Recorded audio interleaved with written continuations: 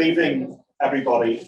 Thank you so much for your time and for making the effort to be with us today. I think we may be waiting for a few more folks to come in, but there will also be some people joining us online as we are live streaming this chat as well. This is such an important discussion, and this has come at a very topical and urgent time for Sri Lanka. And I wanted to tell you personally why I feel this is so important. I'm a member of the Sri Lankan diaspora. My parents are from Sri Lanka. They moved to the UK in 1968, but Sri Lanka has always been a big part of our lives. We've always been very deeply connected to it through the good times and the bad. As a journalist, I was in Sri Lanka in April covering the economic crisis for CNBC, and it really hit me that I don't want to be a bystander to this crisis. I want to take action. I want to help develop, and I want to help resolve some of these problems with like-minded people. I think inevitably this conversation may very well touch on the politics, and the politics are central. There is a perception of dysfunctional leadership, but I also want to make it very clear that we want to focus this conversation on the headline, which is hope for Sri Lanka. And by that I mean, how can we, in the short term and in the long term, really build lasting capacity and really build resiliency in healthcare, which has been hit very, very hard, as many of you know, by this crisis, in education, social development, and in the local economy, small to medium enterprises, and really put Sri Lanka on a strong footing to move forward on an international stage. And that's something that Kumar and Shimna will be talking about. And they've been doing and continue to do some great work with their efforts and their projects in Sri Lanka. Let me just start by saying Sri Lankan High Commissioner to Singapore, Sashikala Premawardhane, unfortunately couldn't join us today. She sends her apologies, but she did record this message to all of us that we can listen into.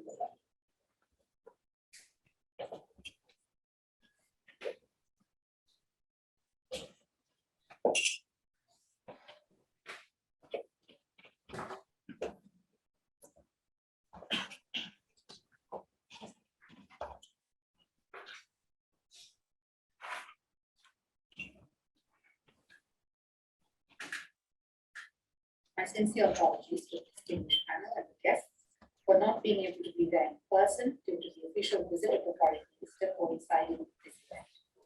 As you are all aware, this is a very challenging time for Sri Lanka. It's a time in which the friendship and support of the international community is key, and initiatives such as Hope for Sri Lanka gain significance. Shimna and I had some initial discussions on her initiative to support Sri Lankan exports to expand into the Singapore market through this Tambapanni collective. I believe that the platform will provide a great opportunity to showcase Sri Lanka's high-end export products. Our appeal to those who are in the room is to support Sri Lanka by trading, investing, and visiting Sri Lanka as we attempt to get through this very difficult time. Doing business with Sri Lanka will help us to recover faster and bring in much needed foreign exchange into the country. Despite the current challenges, Sri Lanka remains one of the safest destinations to travel to. And this year, as of 31st May, 1,499 tourists from Singapore visited Sri Lanka. We are hopeful that more visitors from Singapore will travel to Sri Lanka in the second half of this year. Ladies and gentlemen, Sri Lanka's merchandise exports to Singapore has been over $100 million on average in the past 5 years, while imports have been over $1 billion in the same period. Thus, Sri Lanka generates a trade deficit with Singapore.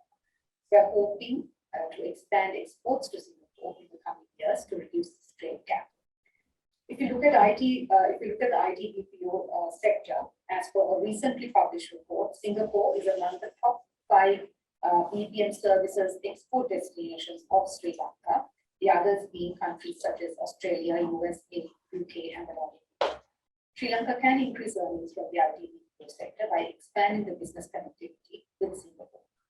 I do hope that those who are gathered here at this event can give more opportunities for our IT BPO companies to engage and connect with Singapore businesses. This will help the country tremendously. Singapore is also one of the leading in Sri Lanka. Under normal circumstances, approximately 10 to 15% of our foreign direct investment inflows are sourced from Singapore. Singapore's assistance in future investments, especially in the areas such as Colombo Port City development, the Hambantota Industrial Park, are areas which would be important. Apart from trade, tourism, and investment, Sri Lanka is also working closely on increasing employment opportunities for Sri Lankans in Singapore. The remittances that our migrant worker community provides an important support for our economy. The first 5 months of this year, we have secured employment for 1,074 Sri Lankans in Singapore, and we hope to increase this further. Discussions are ongoing to deploy workers, particularly in the healthcare sector. Ladies and gentlemen, Sri Lanka and Singapore celebrated 50 years of diplomatic relations in 2020. However, our linkages go back much further, with many Sri Lankans contributing to the development of independence. The relationship is underpinned by shared cultural values and strong people-to-people linkages. The strength of the relationship was clearly evident during the peak of the pandemic. I'm thankful to the government of Singapore and Temasek Foundation International for the extensive support we received to augment our healthcare response to the pandemic. We have received consistent support by way of much needed medical supplies and equipment test donations from Temasek Foundation International over the past 2 years, for which we are deeply grateful. We were also able to overcome supply chain disruptions and collaborate. And for the first time, a Sri Lankan company, Image Holdings, produced patented Swiss technology Living Guard face mask for Temasek Foundation to be used in Singapore and beyond. I'm sure many of you have been using this mask during the pandemic. 1 million face masks were donated back to Sri Lanka to be used by frontline healthcare workers and officials in the fields of education and law enforcement. Even as we deal with the current crisis, the Singapore Red Cross launched an appeal for which the government of Singapore has pledged $100,000, and in fact, consignment of medical supplies has already reached Sri Lanka last week as a result of this appeal.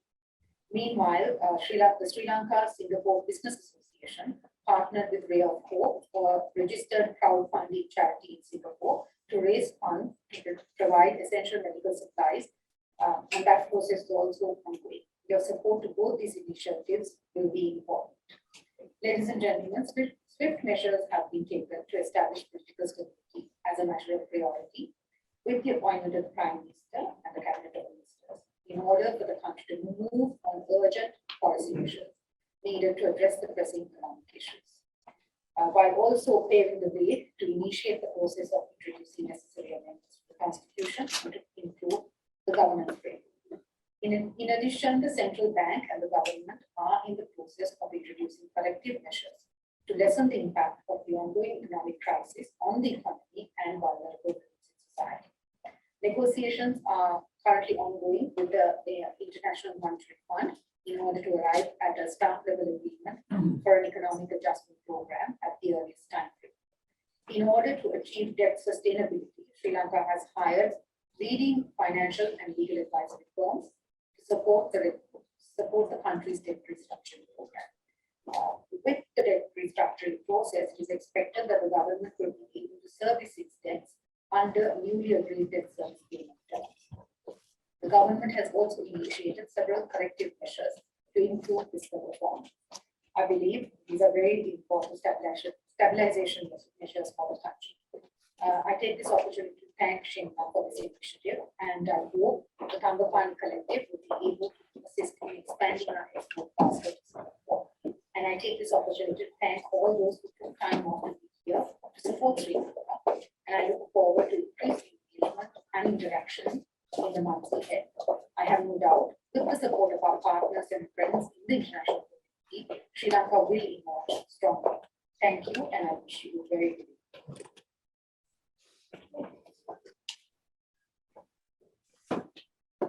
Let me just, pardon me.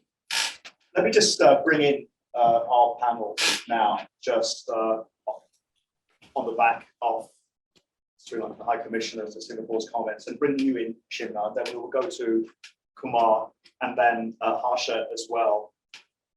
In terms of what is needed and what needs to be done, how challenging is it to build capacity in Sri Lanka given this crisis? Thank you. Thank you everyone for being here. It's such a lovely turnout. This itself is a first step towards, supporting Sri Lanka and understanding what we are currently going through. Thank you again. Yes, the economic crisis is real. And I have been there in April speaking to some of our partners whom we featured on our platform. So initially the platform was set up to, bring a larger visibility to Sri Lankan businesses, which already had an international audience. And I was just coming in to plug, play, and just getting things moving for most of the Sri Lankan businesses going.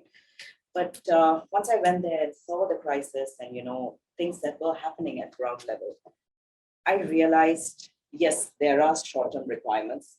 There are charities that we support both on our platforms and also at an individual capacity. There is urgent requirement for healthcare, medicines. There is shortage of food, shortage of fuel. It is the real situation there. But yes, this is a very short-term help that we can provide right now. But going down the line, how do we look at this on a long-term basis? How do we help Sri Lanka come out of this economic crisis? And we are all doing our part. And from my end, yes, we are trying to give Sri Lankan medium and small scale businesses to earn US dollars, which will bring them that income, which will help them pay higher wages to people they have employed, which will help them, deal with this current inflation that they are facing right now. We don't want things to get worse from here. So we are trying our best to come together. And I think it's beautiful how all communities, all religions, all races have come together over the past few months. And they're like, let's do this. And it is immensely motivating, not just for Sri Lankans in Sri Lanka, but Sri Lankans living outside, It does feel, saying, how can we help? And it does feel like a turning point, doesn't it? It is a turning point. And it's in terms beautiful. of the unity that is being created. Yes, and for a businesswoman based in Singapore to actually say, how can we help Sri Lanka right now?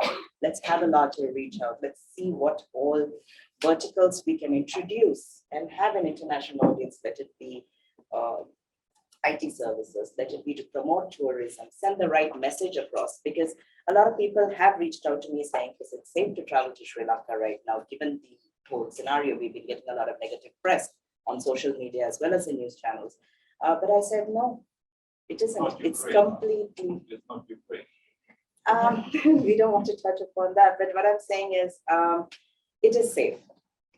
People are friendly. The same hospitality is always there. The spirit hasn't died yet and will not.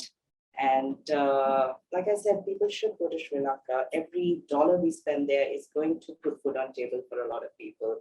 And people are looking beyond charity, beyond help, which will only help in the short term. We are looking at long term. We want people to come to Sri Lanka. We want them to, use the services, even organizations overseas. Most of our businesses that we had partnered here for our support services. Now I'm making a conscious effort to look at companies in Sri Lanka who can, come on board and help us across various, from IT to other verticals that we need to support our businesses here in Singapore. And they are good. And like I said, it is something we have to see on a very long-term basis. We have to see how we can help, because the current crisis is not something we can resolve overnight. And people's spirit hasn't been broken. I think everyone's reaching out, everyone's saying how we can help, how they can look out, bring in more dollars into the country. There's a lot of avenues that have opened up in the recent past, and I think the whole idea is to have a larger reachability, just so that people know this is what Sri Lanka can provide, and just make sure we can help as best as we can.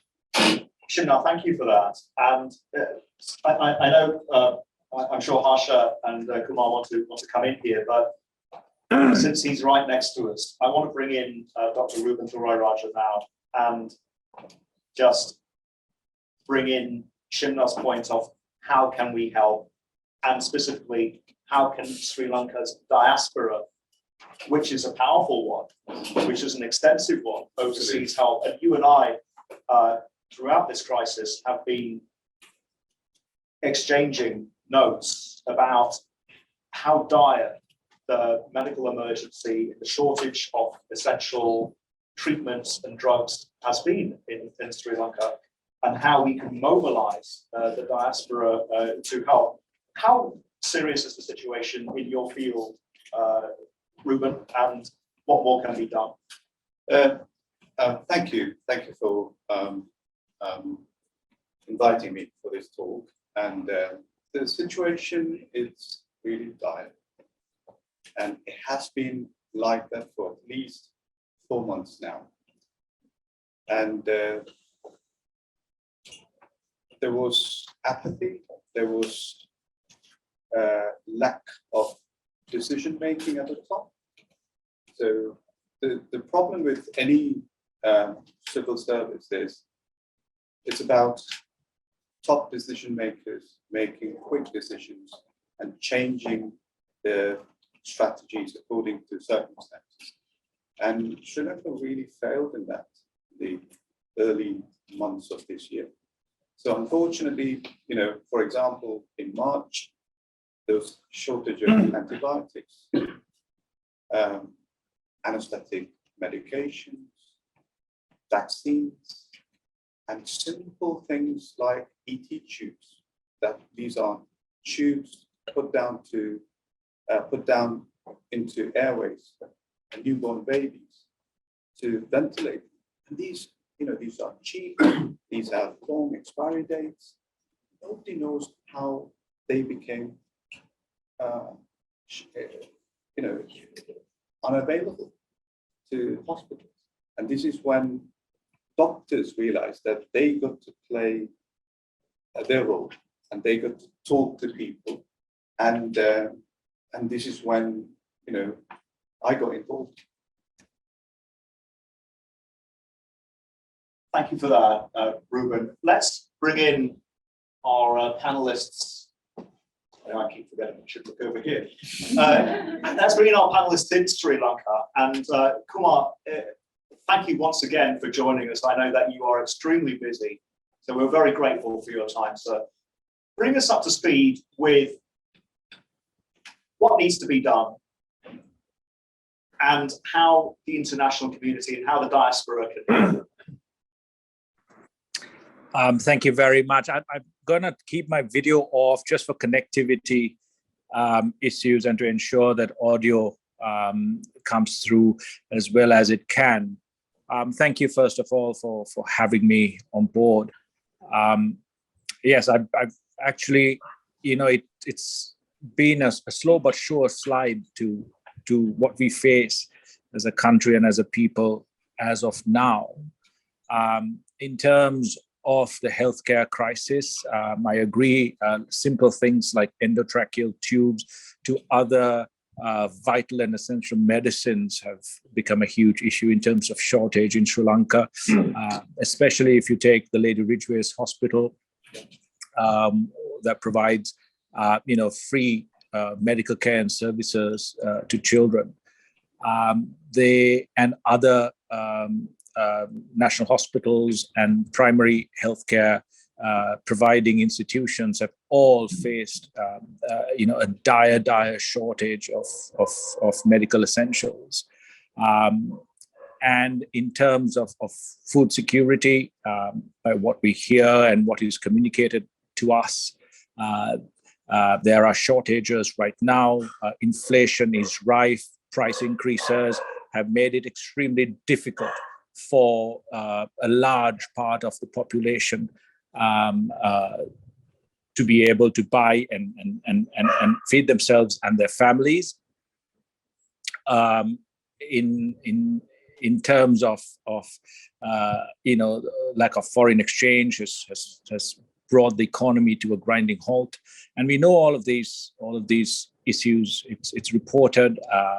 There have been citizens' protests across the country for almost 60 days now, and the symbolic center of it being the Gore-faced Green of Colombo. And just the delay in decision-making in terms of diverting, funding from non-essential and non-return-giving projects to essential needs of the population has actually exacerbated the problem. In terms of building our connections, especially with the diaspora, friendly countries, in terms of repairing, renewing relationships, pivoting from alliances, etc. It's going to be a slow but absolutely necessary and hard graft from here to not just reach a position of stability, but more importantly, that of credibility. And I think it both go hand in hand. In terms of connecting with the diaspora, of promoting international trade, of capacity building healthcare in terms of digital and software exports, etc., and attracting foreign investment, attracting the diaspora to come and invest, come and be in partnership with the country. I think credibility is going to be absolutely vital. How there is the eradication of excess or graft, how transparent the dissemination of those funds are going to be, and how effectively and quickly that kind of investment and partnership is going to bear fruit, especially for the people and for the investors in the country. In terms of tourism,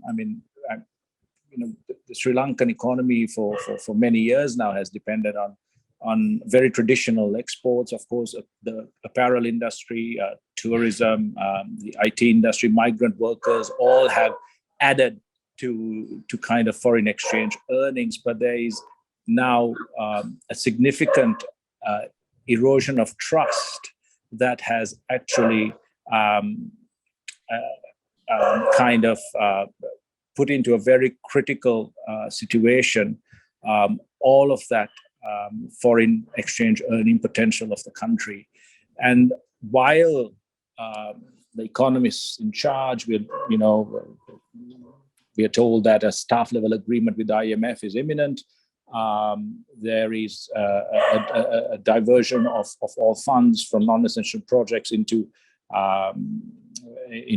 essential services and needs of the people. There is going to be, restructuring of our international debt, of our international sovereign bonds, etc. The real question that I've been hearing from within the country and from without it is a question not just of stability and credibility, but also of credibility.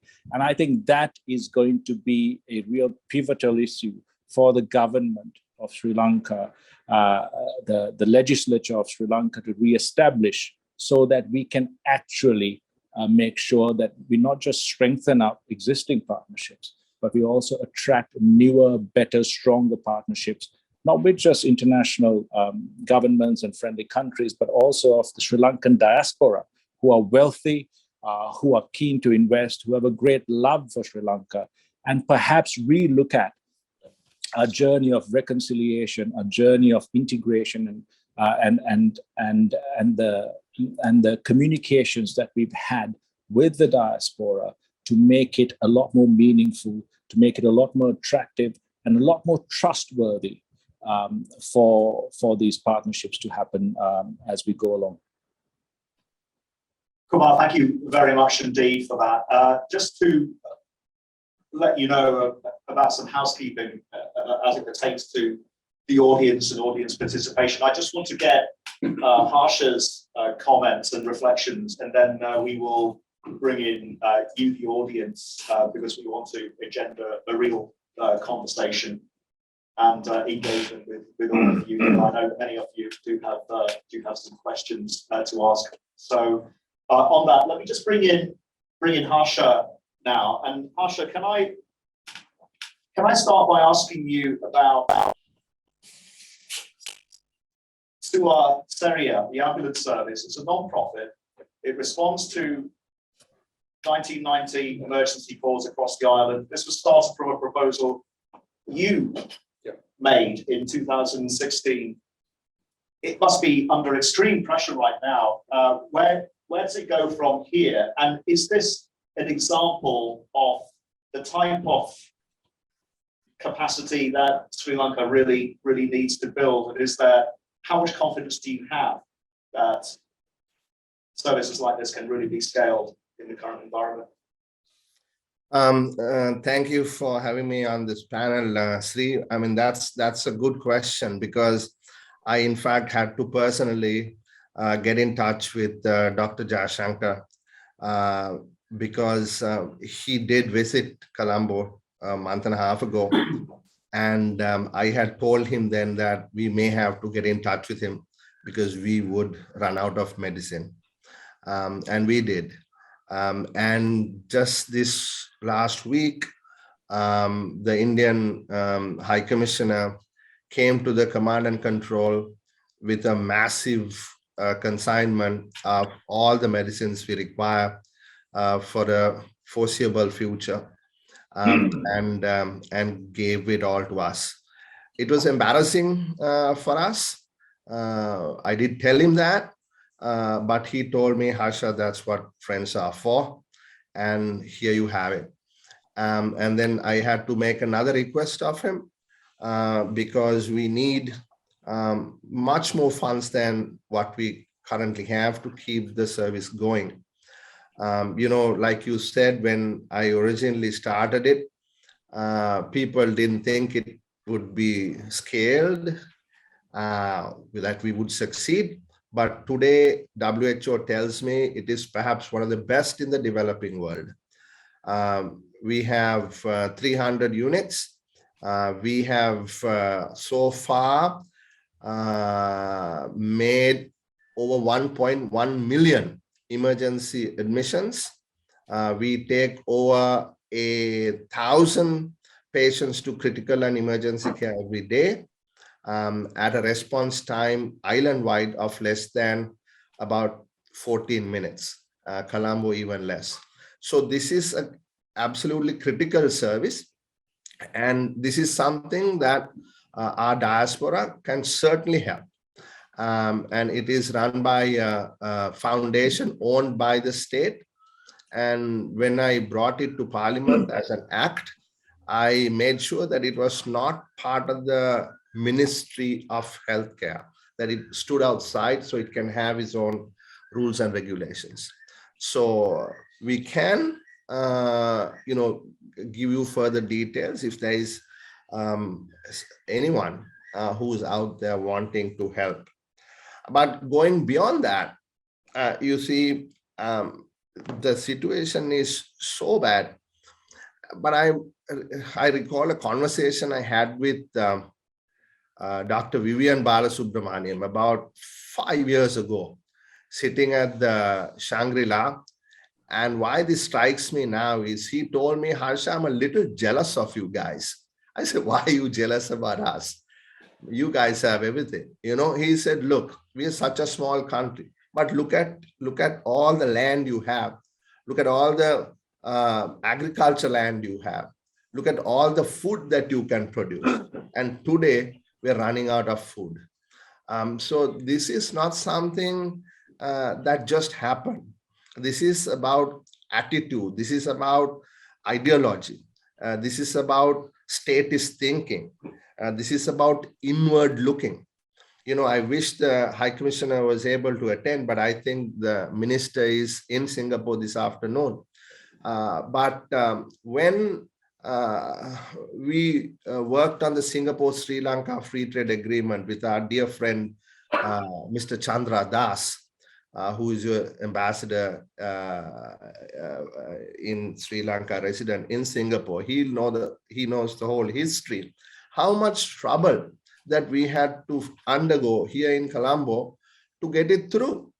The inability for our political leaders to be able to think outside this 65,000 square kilometer island. The idea that Sri Lanka will grow and prosper if and only if we integrate with the rest of the world.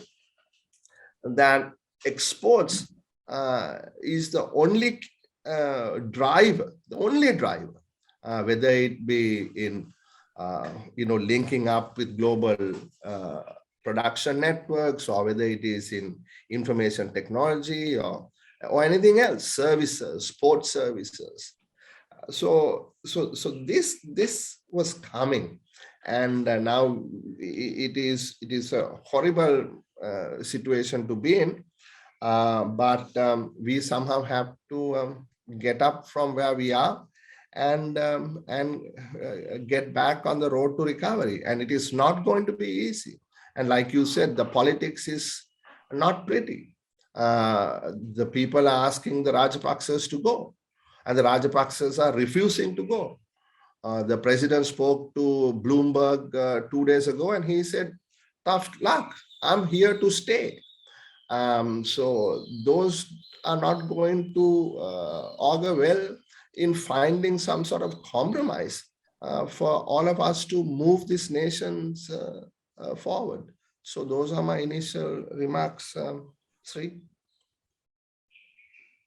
Harsha, thank you very much for that. So you've heard from our panel now. I'm going to turn it over to the floor here in the audience to really start the ball rolling on the conversation. And I can see Michael in the front row. Michael, can you just, for the sake of our panelists and everybody in the room, just say who you are, introduce yourself, and then put your questions. My name is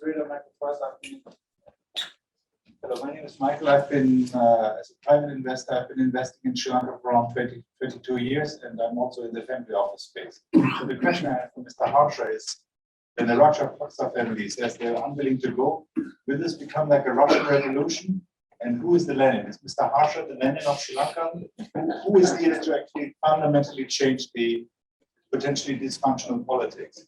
Because people, of course, they refuse to go, but sometimes they also need to be replaced.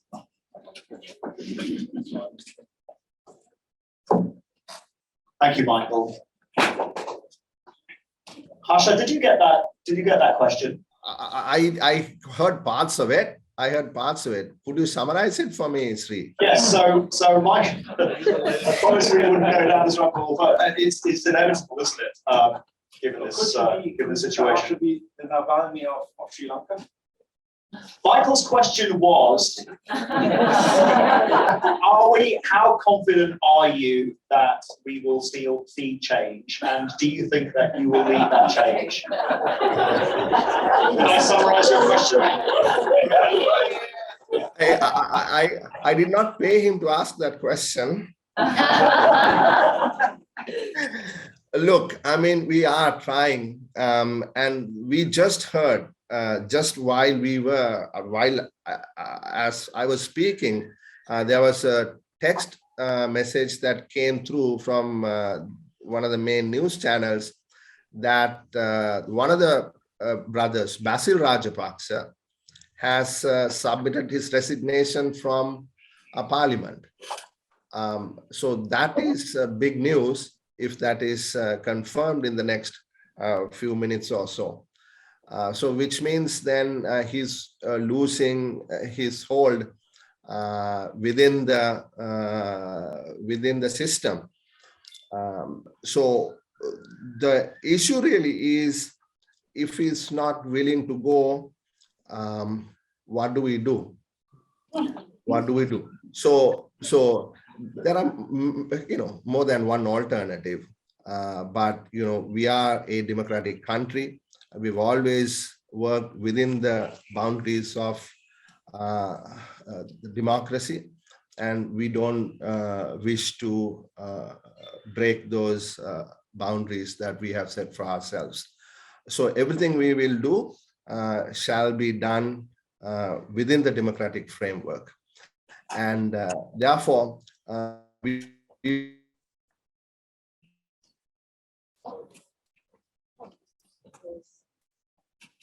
Harsha, are you with us? I think you just froze up there. There's a connectivity issue.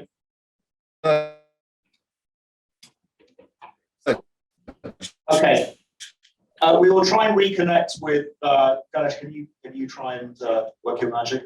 But in the meantime, can I just piggyback off your question, Michael? Because when I was in Sri Lanka covering this crisis, right outside the hotel I was staying at, it was North Face Green, and I spoke to a lot of the protesters there, and they were overwhelmingly Sri Lanka's younger generation.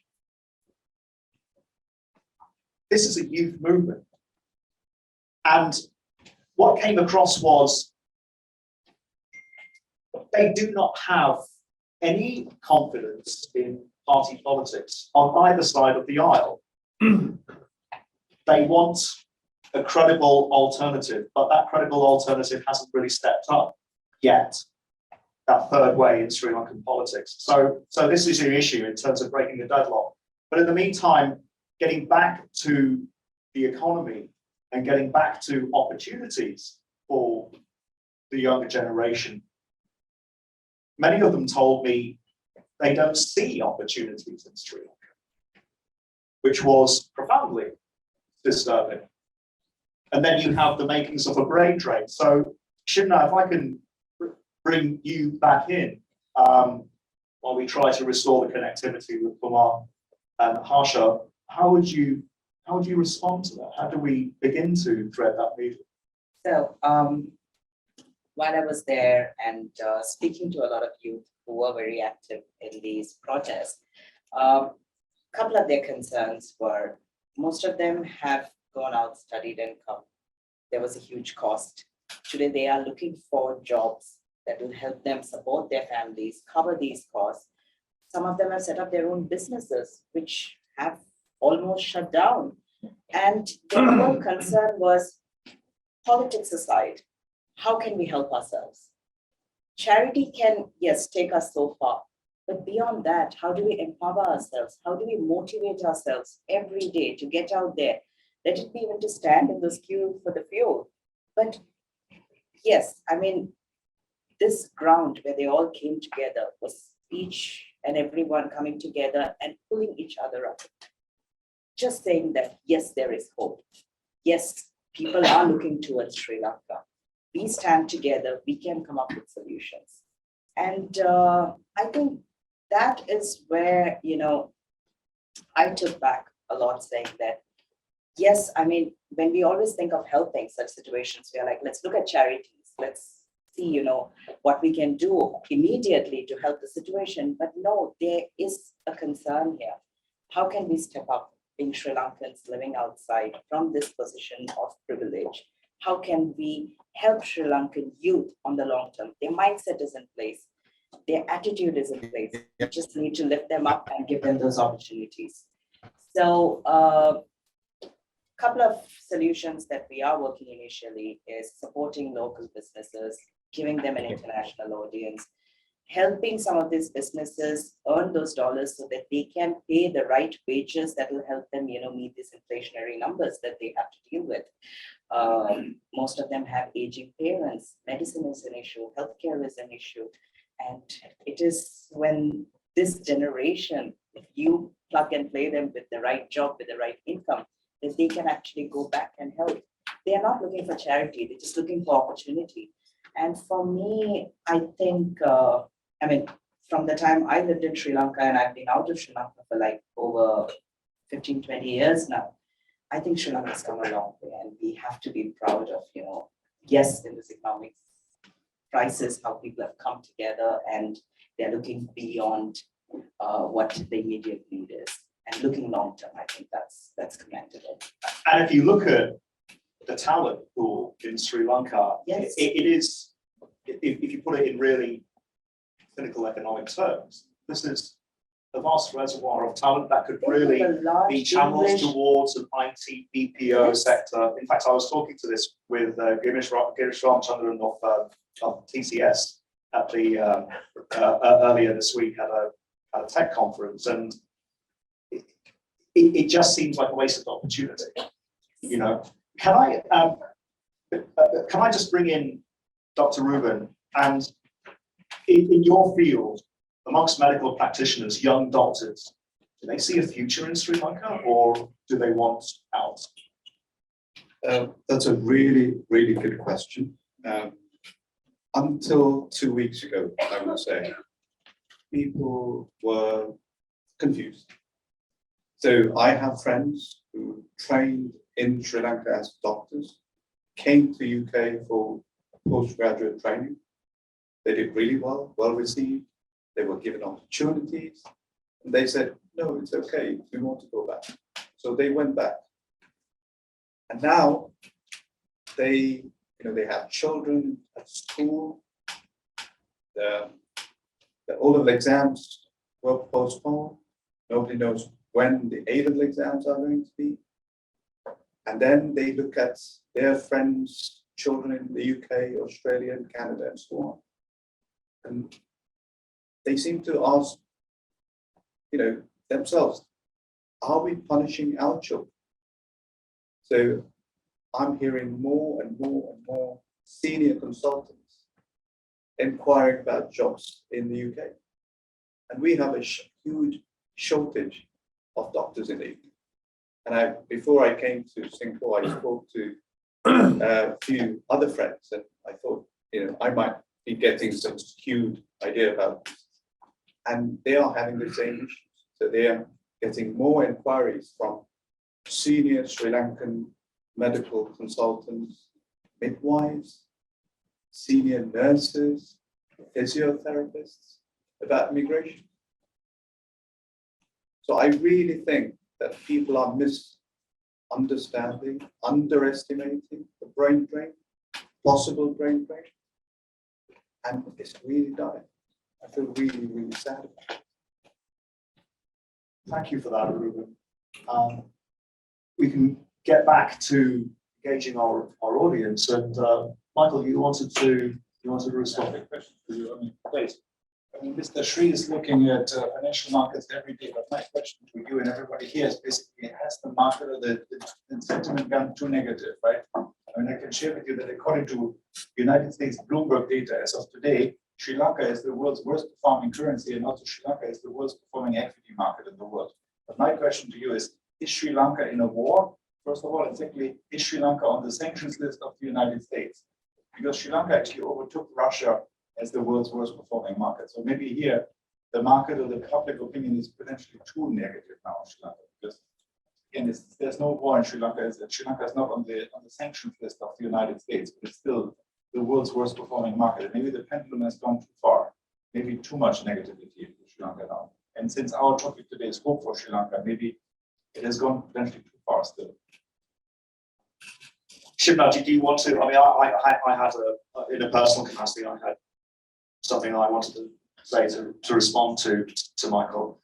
Yes, markets do tend to become very volatile in these sort of situations, especially when it's low liquidity conditions and you have all these external factors as well.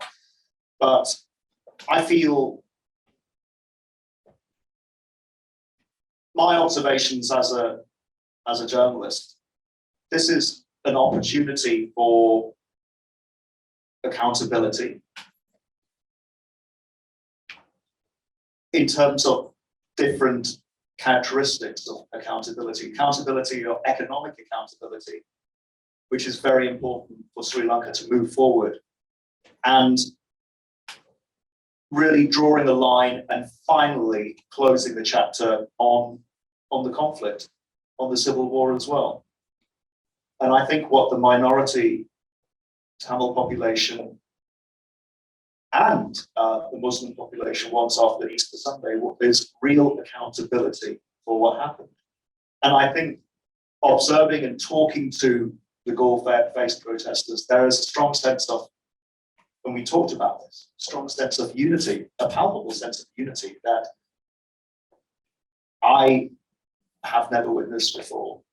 And Ruben, I'm sure it's the same for you and Shimna as well. So this is really an opportunity to move on, and it's an opportunity for true accountability. And I know a lot of that has to do with what kind of leadership that we have and the commitment to that accountability and transparency. And it goes to the heart of, if you're going to reinvent and reset the economy, you need the right policy framework and you need the right strong institutions. Shouldn't I? I think that's where Mr. Harsha should step in. Do we have, are we Ganesh? Are we connected with Yeah, he was speaking just now, so we didn't test. Harsha, I'm not sure if you, great. Harsha, I'm not sure if you heard the conversation we had while you were offline and trying to get connected again. But if you did, could you, it would be great if you could respond to some of those points. Or I could go over them again. No, I mean, you're talking about the markets. You're talking about accountability. Yes, accountability for economic crimes, if I may put it that, needs to be, undertaken now. Who created this, and how are they going to be held accountable? People have resigned, and some of them have already left the country. How do we bring them to justice? Politicians can make these irrational decisions without understanding what they're doing, without doing the analysis, without understanding the consequences of their political decisions. Look what has happened. A country that was an upper middle income country just 2 years ago is begging now for food from Bangladesh. I mean, what a blow to us, and we don't deserve this. And so people will have to be held accountable, right? I'm just, we are obviously very angry, and we are hurt because it is not the people who brought us to this. And we've been questioning certain senior officials at the Parliamentary Committee on Public Finance and Public Enterprises. Now, who made the decision to hold the currency at 203 rupees to the US dollar? And by doing so, completely burn up all the reserves that we had, that we don't have $25 million to purchase medicine. Now, when people are dying, somebody has to be accountable. But still, there is no discussion on accountability, right? And in terms of markets have been manipulated. Markets have been, anyone who understands equity markets, etc., here in Colombo would know for the last 10 years they've been manipulated. and prices, that we saw, the deals that went through, were questionable, at a different level. So I don't want to, take this discussion to some place where you don't expect me to, but accountability, whether it is the ethnic issue, the accountability on what happened on Easter Sunday, accountability as per what we did to our Muslim people, accountability on the economic crimes on the people. It has to be done. Has to be. People will have to be made accountable. Harsha, thank you for that. Michael, I'll give you the mic again, and then if we can. Can I get the mic? Move on. Yes, of course. Yes. But Mr. Harsha, as a foreign investor, can you please share with us more insights about the opposition? And basically, you see, it's my question as a foreign investor is basically the big question that everybody in the world has about Russia. After Mr. Putin, what comes after Mr. Putin? Will it be worse or better? So this is the question as a foreign investor we have as a foreign investor in Sri Lanka. So what comes after the current family? What comes to be better or worse? And that has never really been answered. And that is, I suppose, the responsibility for you, Mr. Harsha, so to convince the global market and investors and private citizens alike that what comes after the current family is much better. To Sri's point, has learned the lessons or the mistakes of the past. So similar to Russia, what comes after Mr. Putin, is it worse or better? Yeah, I mean, I can give you an answer. I think everyone would agree, and that is, it has to be better. How can it be worse than what it is now? It cannot be worse. It just cannot be worse. This is the worst. So everything from here on is going to be up, and how much better is a subjective question. And it all depends on also the confidence that investors like yourselves would have on Sri Lanka. If you believe that, after the change that there would be the kind of reforms that were required to be done and now getting done, the state enterprise reforms, the trade and investment policy reforms, all of that, and then we all work together and the free trade agreements are done, we join RCEP, things of that nature, we open up, and we liberalize the markets, and then tourism flows back in, and this is a beautiful, beautiful place, and the potential that we have is obviously everyone who here participating has a love for Sri Lanka. That's likely why you are here. I don't need to tell you that. So everybody has to sort of chip in, and things certainly will get better, but the pace of it will depend on how confident we are going to be post-change. Harsha, thank you for that. There's a gentleman right in the front row who wanted to make a point, please. Sure. Firstly, my name is Rui, and I'm not going to have smart questions as Michael, but I have a couple of comments. Firstly, thank you for being vulnerable. It's really heartening to hear what you're going through and for sharing your story. So thank you for that. There's multiple things on what the economics are and political issues are. I don't think 100 of us in this room are going to solve today. What I'd like to know is, what are the 2 call to action items that you'd like from this group in the hope for Sri Lanka? I'm repeating, Harsha, Kumar, I'm a big fan of your cricket. What are the 2 call to action items that you would ask for this group of 100 of us sitting out here that can make an impact? Now, I know that charity is not the right step, but with that in consideration, what would be the step? Thank you.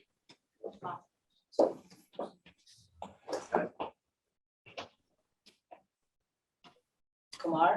Kumar, did you get that question from our member of the audience here? Otherwise, I can repeat it. Yes, if you could just repeat, I heard a little bit of it. Of course, Right.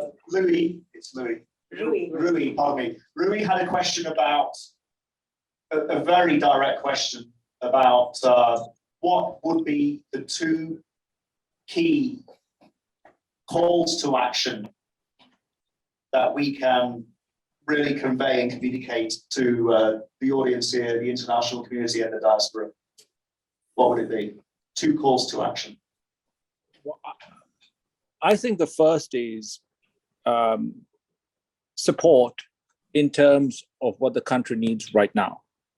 And that could be in terms of contributing in any way or form to the needs that the people face as of the moment.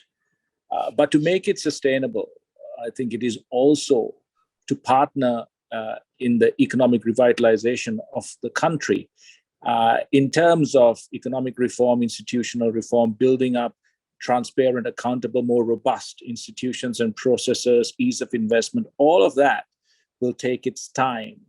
But at the same time, when we have such a powerful, such a wealthy diaspora internationally, from Singapore to Canada to the UK, Europe, Scandinavia, Australia, etc., I think this is a time to have very open and direct conversations in terms of how those partnerships can first take place, be strengthened, and be mutually beneficial in terms of contributing to the rejuvenation and the regrowth of our country.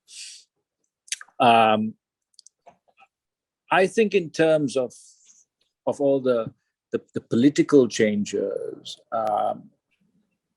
as was mentioned in a democratic framework, there's a lot of work to be done internally by us. There has to be a shift in attitudes, shift in perspectives, a shift in citizen activism, in playing our part in the journey of Sri Lankan society and politics, and truly holding to account the people that we ourselves elect into positions of power to decide upon the economic and political future of the country. While all of that happens, and the government, whichever government that may be, presents new avenues of investment for overseas investors, in a manner that infuses confidence.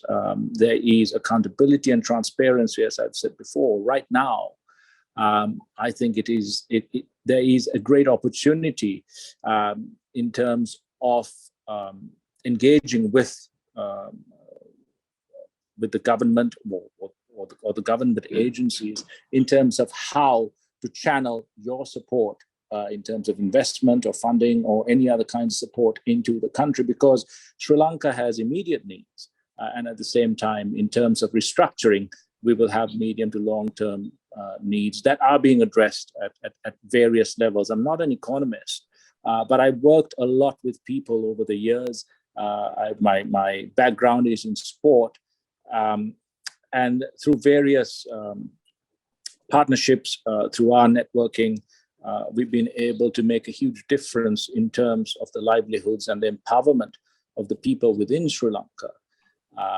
But if I'm to make that appeal to foreign investors, to Sri Lankans living abroad, I think it is time to ask for credibility, ask for accountability, but at the same time, ask how those partnerships can really influence the economy of the country and thereby the lives of the people. The political stability, but also more importantly, credibility will be a journey that will be internal as well as with external lobbying and pressure. But that is a much longer term process. Thank you. I think there's one question there. Yes, sir, please.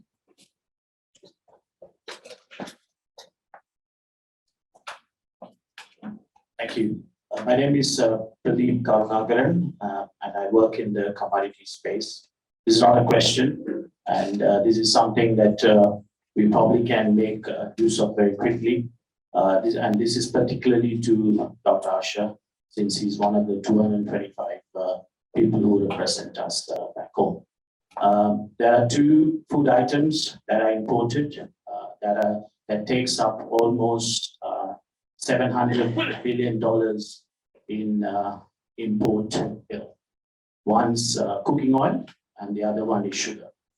Both of them can be manufactured locally, and the same can bring about $500 million in investment right away.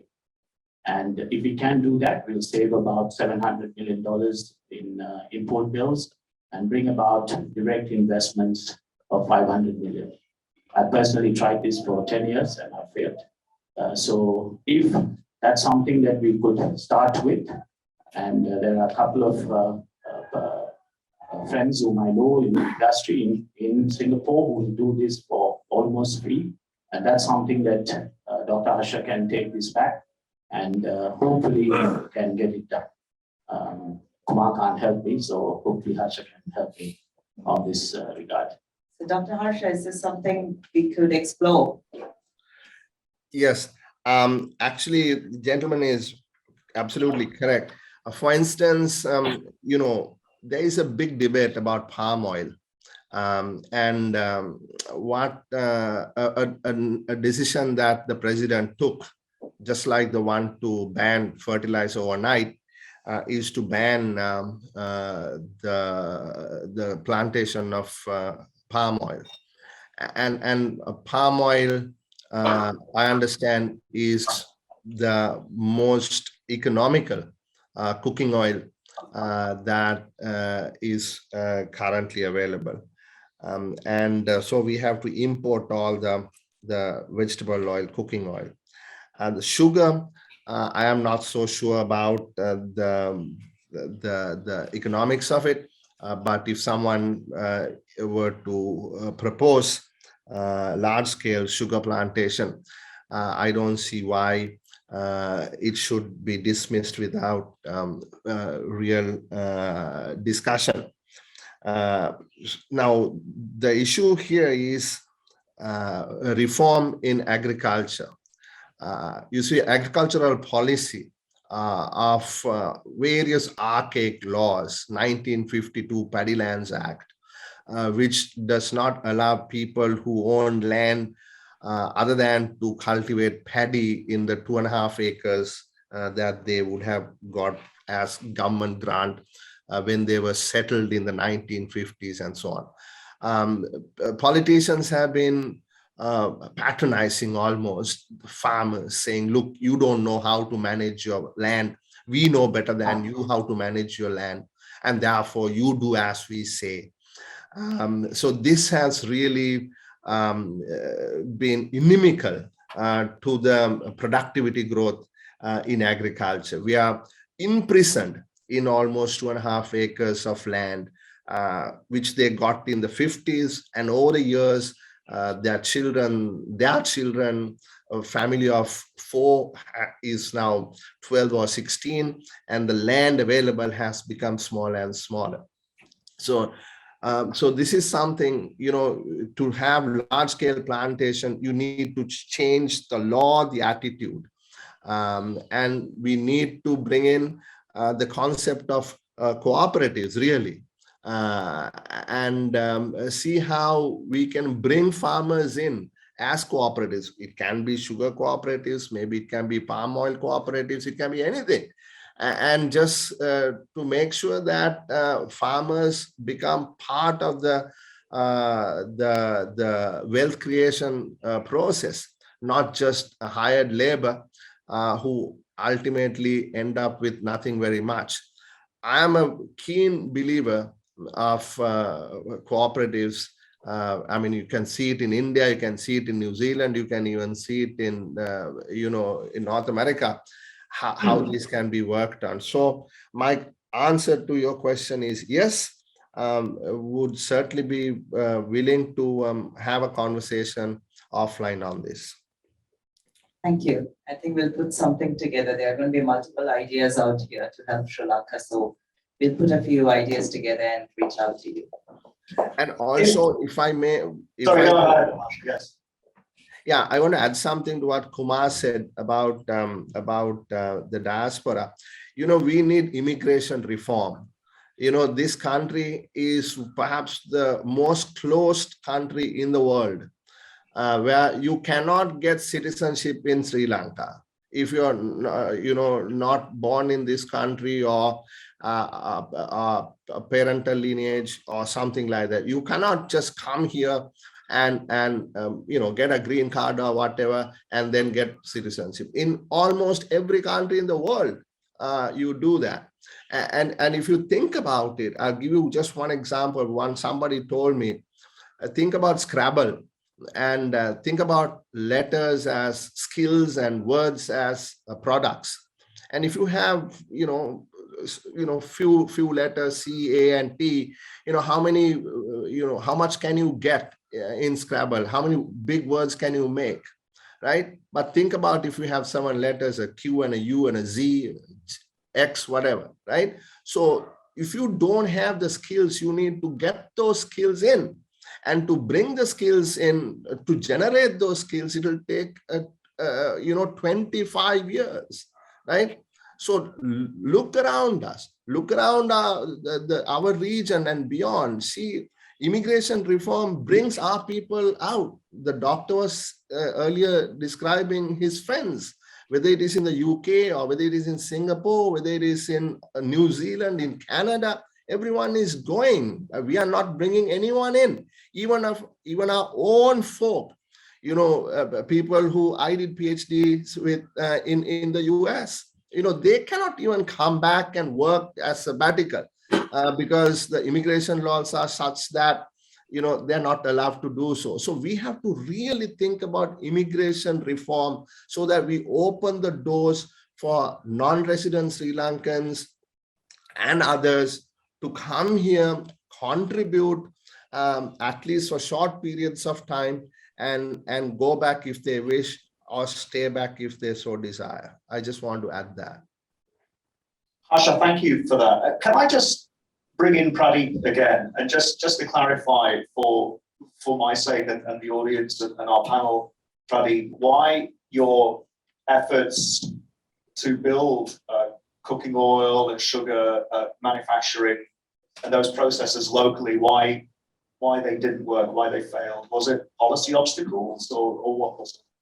I think it is the lack of understanding by the policymakers, to be honest. And the company that I worked with, we didn't even have a couple of the civil servants be taken in tours to be shown both in Indonesia as well as Australia for palm and as well as sugar.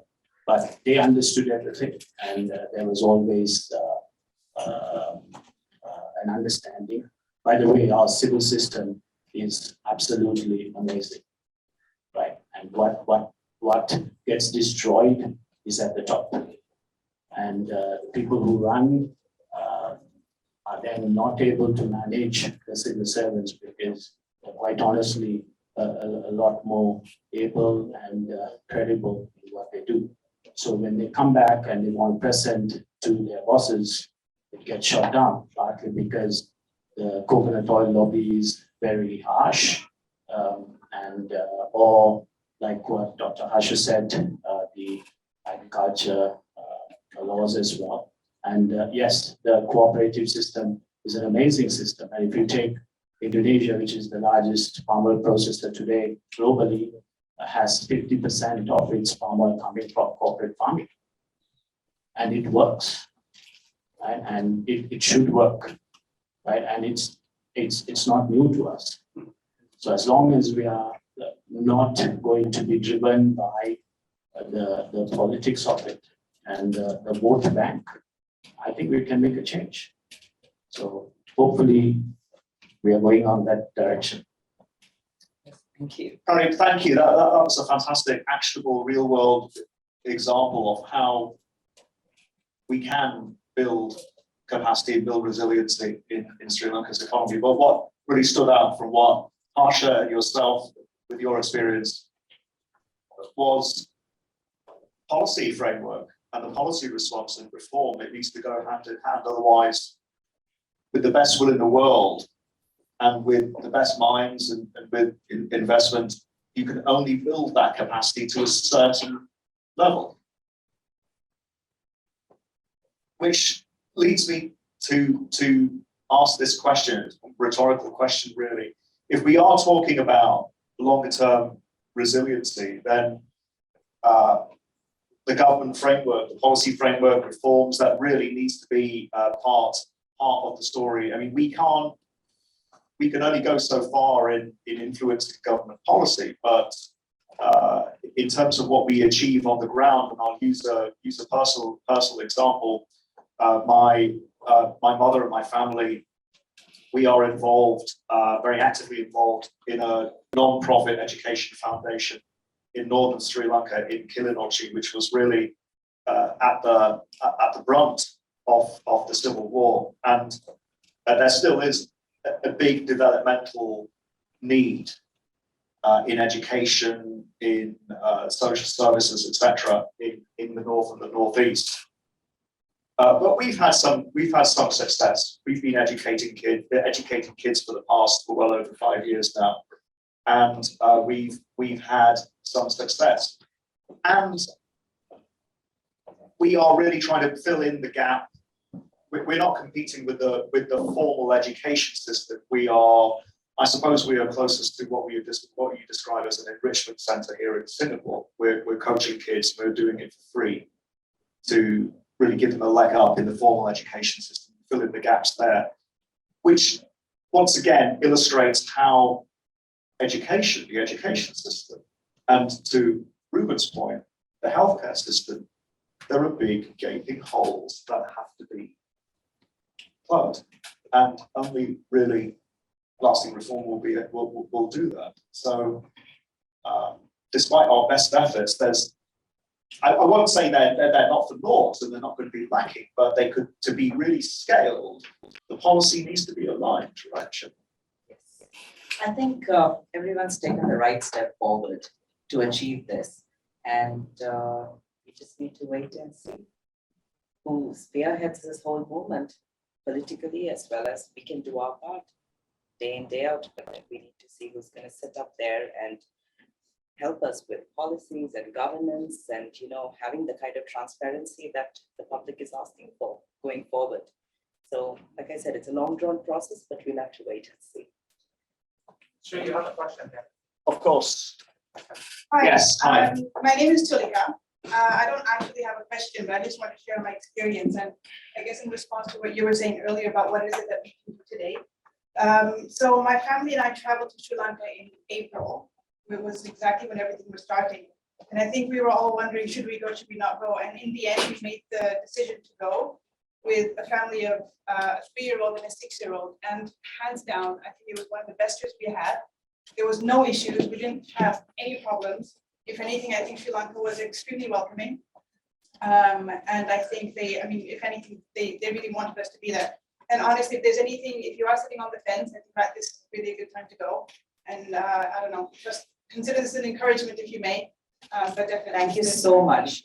This is exactly what we needed. Were there any more contributions from our audience? Yes, sir, please.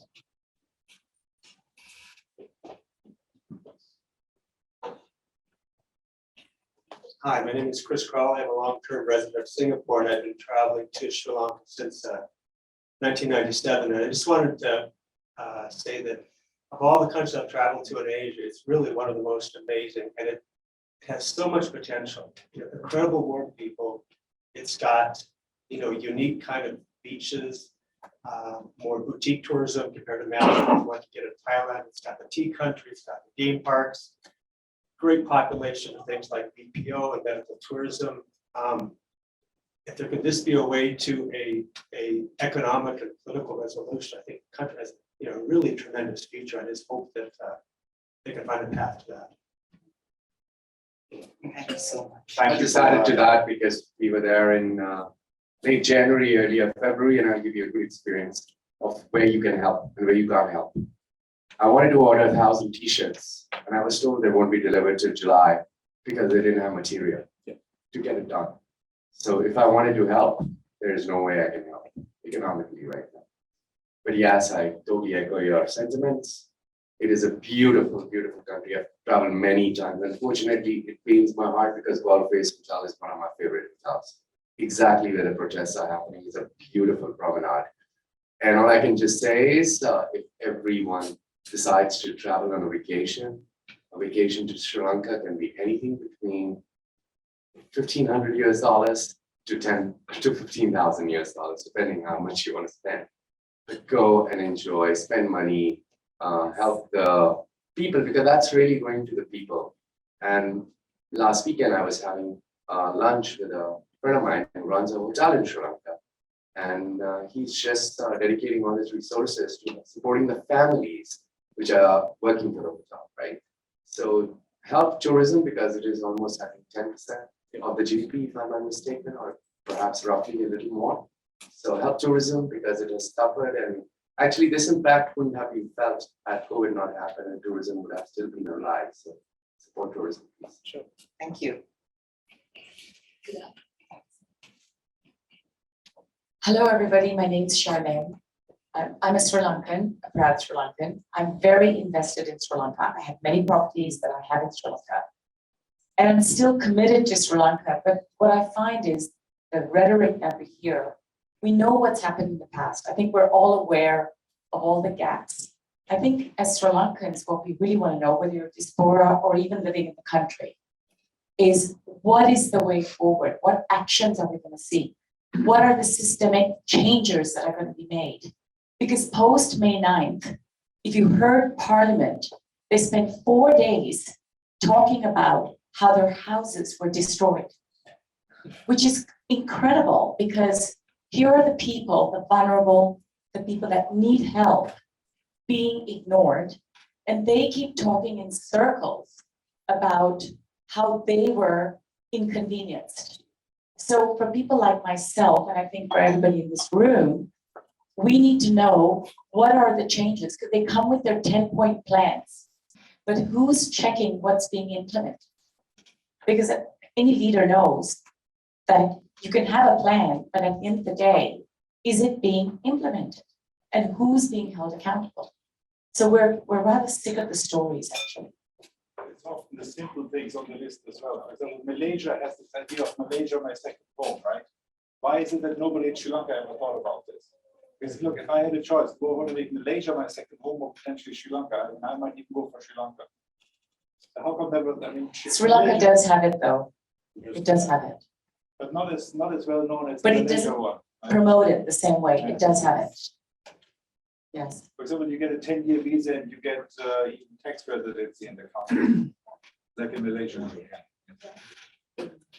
I think this does go to the point and underscore the point that Harsha was making, which is there is a real need. There is a real need to rethink immigration policy and reform. But if I can, I think we have to wrap things up now. Ganesh, how are we doing for time? If there's one more question here. I'm so sorry. I didn't see. Yes, yes, go ahead, ma'am. It isn't a question. I've worked with the Data Group for many years, and as part of the Data Group, I was based in Sri Lanka. But the views that I will talk about are mine and personal. I've lived in many countries, but Sri Lanka is absolutely stunning. And it isn't because of, or not only because of the country that it is, but it is made up of its people. They embrace anyone, irrespective of who you are, and that is Sri Lanka. And today, if the people of Sri Lanka are standing up, united, I think all of us owe it to the Sri Lankan population to stand up with them. And I think irrespective of who we are and where we're from, whether it's tourism, whether it's agricultural reform, whether it is sports, we need to do a bit just for the Sri Lankan population. And with Harsha De Silva, Dr. Harsha, I think he was at Elizabeth Moyer a few days ago, and I've heard Kumar Sangakkara speak so often, and all of them have spoken from their hearts. And I think it is imperative that we stand up as a community of people for the Sri Lankans, and not for, just because the politicians are demanding it, or I just think we owe it for their faith, because they've never done anything but open their arms. And that is incredible. Thank you. Shiva, did you want to? I think what we will do, and if there are no more burning questions, and these have been some very valuable contributions, observations, and very actionable suggestions as well, we'll wrap things up. And we'll just wrap things up by getting final thoughts from all of our panel, and then we'll adjourn. Shimna, can I start with you? Yes, I think the sentiment is perfect in this room, how everyone share their experiences visiting Sri Lanka, lived in Sri Lanka, talking about the positive takeaway from, what everyone hopes to do going forward. And I think there's a lot of work that needs to be done at ground level, and there's a lot of work we can do being outside. Both of the short term supporting charities that are, immediately looking at requirements on healthcare, on education, social development. There are a lot of platforms that are doing some tremendous work locally. We can support them to start with. But yes, on the long term, support tourism, support local industries, look at Sri Lankan goods and services wherever we can help support small and medium businesses, hire talent from Sri Lanka, look at investments into Sri Lanka. And I think what everyone is looking forward is a nod from the government, giving us that stability, giving us the right policies, and giving us that encouragement to turn our heads towards Sri Lanka. It's easier for a Sri Lankan to always look back at home, but it takes a lot more for a foreigner to look at Sri Lanka, and given these times and all the negative press, but I'd like to put a positive feeling out there saying that, yes, please look at Sri Lanka. And like I said, it's a long drawn process to help us get out of this situation, but I think we are headed on the right track, and I have faith in everything. So thank you. So yeah, I'm a doctor, so I'm going to stick to my work, and so Sri Lankan healthcare is outstanding in comparison to other developing countries. The Human Development Index has been fantastic in the last 40 years. It has been an example to loads of developing countries. But unfortunately, 3 months ago, the clinicians in Sri Lanka realized that they cannot depend on their leaders. They cannot depend on top-down development and decision-making. So they decided to be proactive, and they are very proactive. So at the moment, there's plenty of data coming out of individual departments, hospitals, and they just bypassing the health ministry because they have to. And so what the diaspora has done is they have come together and they look at what the requirement is, and they accumulate the data and they present it, and then they match with donors. For example, I think a month ago, the Americans, Sri Lankans sent medical supplies to Sri Lanka. It took them to send the medical supply from the US to Sri Lanka 3 days, and it sat in a warehouse for 12 days. So this is how things are. So even when there is availability, there are bottlenecks, and then people have been nudged and pushed. So there is change, but it's very, very slow. And in the meantime, the brain drain has really started. So I feel really, as a doctor, I feel really pained. Thank you. Thank you, Ruben, for that. Kumar and Harsha. Kumar first, if you could just give us your final thoughts, please, Kumar, as we're wrapping up. Thank you, Sri. I mean, the sentiment expressed in the room was very moving.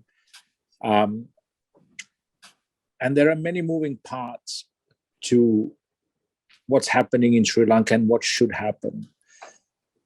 And in terms of immediate need, like before, everyone here and their networks can partner with on their own or any entity to support in terms of what the citizens of Sri Lanka need right now. There are many avenues to do it, which are transparent and accountable. At the same time, come visit, spend your money here. Your money goes a long way now. It's a wonderful place to come to. While all of that happens, and Sri Lanka, I've achieved everything I am or I have now because I was born in Sri Lanka and the opportunities that it afforded me. And the people of Sri Lanka, I'm eternally grateful for providing me a platform upon which to display my talents and skills. And I've always have that deep sense of gratitude to the people of Sri Lanka. There is a new vibrancy in Sri Lanka. Even with all the hardships, there's a new vibrancy. There's a new citizen activism in Sri Lanka. And this word hope is a very interesting thing because you can't sell hope without substance. And the people of Sri Lanka, with its new awakened youth, are providing the substance that is needed for a restart and a reset. It is a very powerful, influential lobby and pressure group now on the politicians of our country to provide the answers that are required to do the jobs that the people voted them in for. This has been a journey of many decades. Responsibility lies, yes, with the current government, current leaders, past. We can argue that till the cows come home. But there needs to be accountability, there needs to be credibility, and there needs to be a path forward of substance. And that has to be provided for the people of our country by those that are in power. And those questions are continually being asked on the streets of Sri Lanka and beyond. At the same time, there is a new opportunity here to really pave the way for a paradigm shift in the mindset of our citizenry. For in the best of times and in the most difficult of times, it's always been a particular section of our population that's always suffered. There is a new opportunity now to listen to each other, share our experiences, with people from all over Sri Lanka, all four corners, and with the diaspora, the Sri Lankans that are living outside looking in. We are all part of this new movement towards taking Sri Lanka out of this particular dire situation into a new hope, a new future. And we can't do it alone. So we need people that are in this room. We need your support. We need your contribution. If you're investing in Sri Lanka, ask for what is required in terms of robust policy and institutions that inspire confidence in terms of you investing. Ask that, demand that of the government. It is the same thing for the people and what we are looking for from the people that we have elected to govern. This is not going to be an easy process or a quick fix, but one thing that the Sri Lankan people have in abundance is resilience. They need empowerment, we need opportunity, we need equality of access to those opportunities in our country. And this particular restart and this particular activism we see in our country right now, I do not think with this new youth awakening that we've had, the new youth leadership that we have, will stop until those responsibilities are met and those duties are discharged as they should be to the people of this country.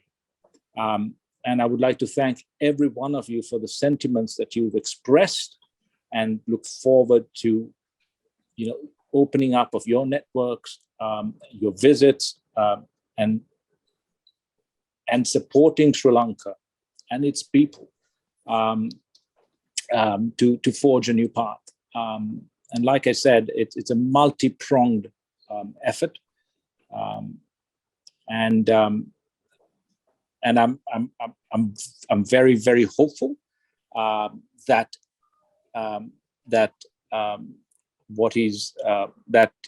Sri Lanka will not just survive but also forge ahead. But it is incumbent not just upon the citizens but also upon the legislature, the leaders in power, to be accountable to the people of Sri Lanka and to provide that system of robustness, the system, the resetting, the systemic changes, the policy reforms, institutional reforms, and economic reforms that will lead us there. So thank you once again. Thank you, Kumar. Thank you so much, Kumar. Thank you for this very valuable engagement. And finally, last but not least, Harsha, your final thoughts, sir. I think Kumar put it so eloquently. I don't want to dilute anything. It was brilliantly stated by him, as always. I just want to add a couple of things on the lady asked earlier. Okay, what's the plan? You know, how are you going to get us out of here? And like Kumar said, yes, hope has to have substance, and that substance, you know what needs to happen. It's not rocket science. We need to liberalize. We need to open up. We need to unshackle. We need to integrate with the world. We need to ensure that the poor are looked after. We need to have a strong social security net. But who's going to do that? Who's got the legitimacy to do it? Kumar's wife, I think, has been seen at the Golf Race protest. I think I'm right in saying that. I've seen Facebook posts going around, and youth and people who's got influence, when they come out and speak to those young people, make huge waves of other people joining forces. And so if you're thinking about new politics away from the traditional politics, who's going to be there? Who's going to be there? Right? I mean, so who is going to carry out the tasks necessary to make that hope become real, right? So I think we all need to rethink. A lot of us don't want to get into politics. It's a dirty business to be in. I mean, I'm a professional. I mean, people ask me, Harsha, you're stupid. Why are you doing this?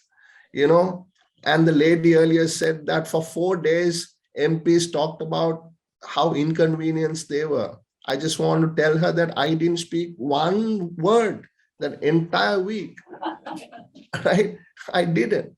But also think about people who's got their houses completely burnt down, right? There are 4 Sri Lanka army, 6 Sri Lanka army soldiers standing outside my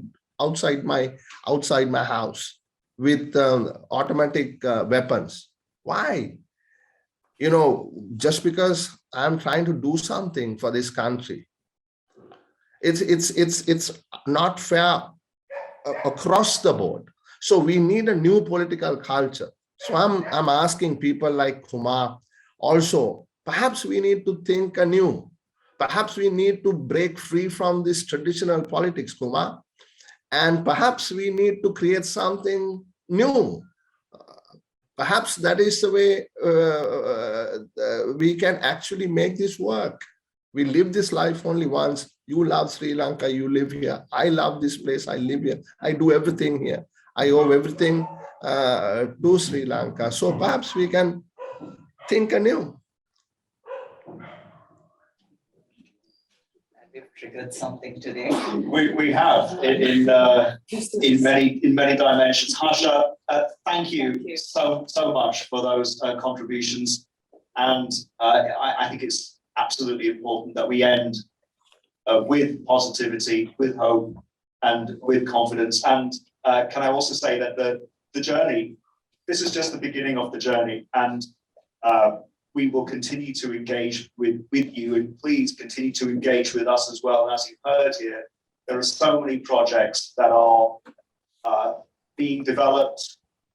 Shimna's projects, Ruben's, Harsha's, Kumar's, my own. Pradeep was talking about building resilience in agriculture and foodstuffs. There's so much we can do, and it's given me personally so much hope to hear these suggestions and this engagement. So I'm really confident that this journey is just beginning for us. So let's continue this conversation. Let's continue to move forward, move Sri Lanka and Sri Lanka's forward. Thank you, everyone. Thank you.